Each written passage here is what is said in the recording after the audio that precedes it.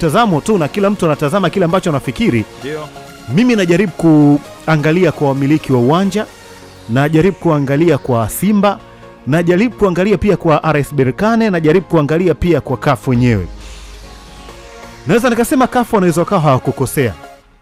Kwa nini CAF hawakukosea? Ni kwa sababu pengine hawakupewa taarifa rasmi official kutoka Simba kwamba baada ya kutumia uwanja wa Amani kwenye nusu fainali, sasa tunarudi kwenye uwanja wetu wa asili wa nyumbani Dar es Salaam.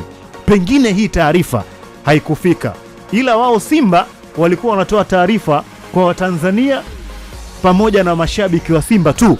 CAF walikuwa hawana taarifa official.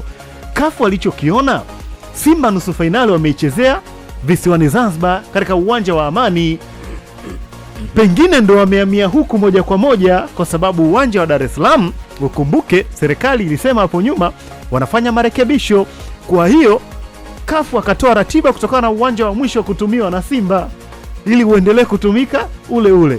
Kuna uwezekano mkubwa Simba wakiblame kuhusiana na hili uwanja ukabadilika. Mimi naamini kuna uwezekano mkubwa Simba wakishika kweli kweli wakablame kuhusiana na hili uwanja ukabadilika, kama jamani, pengine hatukuwapa taarifa, lakini uwanja ambao tutatumia sisi ni huu, kwa sababu tayari umeshatengamaa kwenye sehemu 1, 2, 3 na sio ni Amani. Kama